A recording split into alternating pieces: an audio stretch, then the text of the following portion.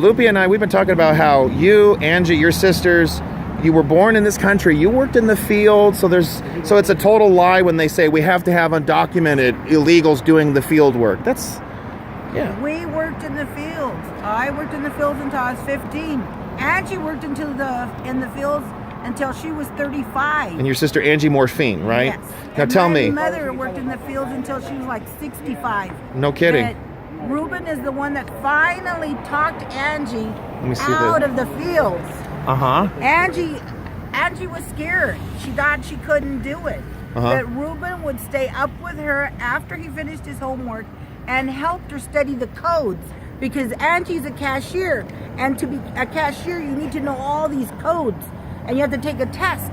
So Ruben studied and studied and studied for her. Really? I didn't know that. Yes. So this real American dreamer helped her mother's dreams come true.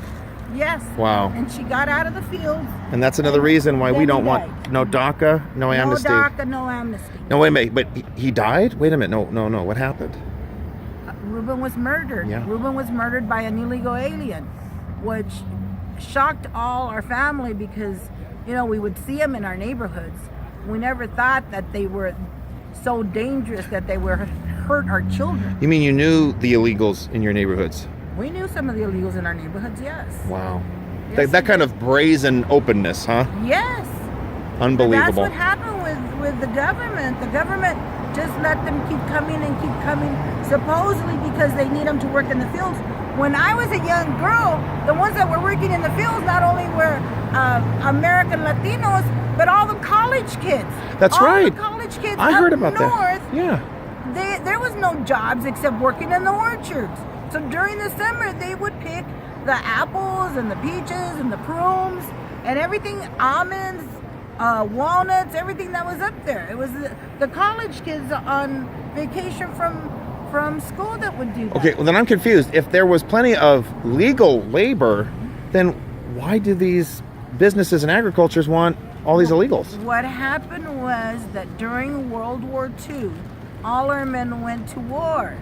So the United States made a treaty with Mexico, an agreement that they would have their men, and only men that knew how to work the fields, come and help the United States while our men were fighting in World War II. Okay, so there was a labor shortage for a short while. That was the Bracero program, wasn't it? Okay, but it ended at some point. It ended in the early 60s. Okay. It ended in the early 60s, and then that's when you started seeing in 68, around 68, 69, the illegal aliens starting to trickle in. If they weren't, before you had a card. My dad was a bracero, and he had a card that he had to send a paper once a year with his number telling INS or ICE now where he was.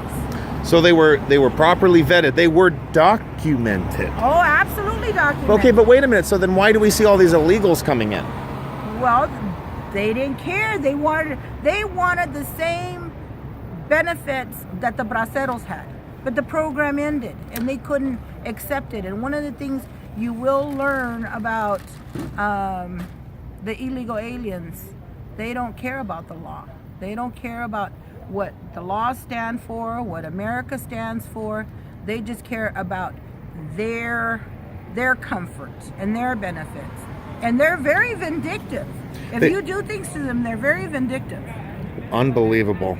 And see, wouldn't it also be true that they had no problem with illegals because they were even cheaper, right? Right. It drove down the price. Oh, absolutely. There you go. So it's just cheap labor, easy money for these agribusinesses. Yes. Well, not only agribusinesses, they completely, as they got stronger in numbers, they completely took over the construction business. Blacks were pushed out. Yes. Whites were pushed out. Yes. Terrible. Enough's enough. I really, really am careful when I ask people to do something in my house. There's little things that red flags.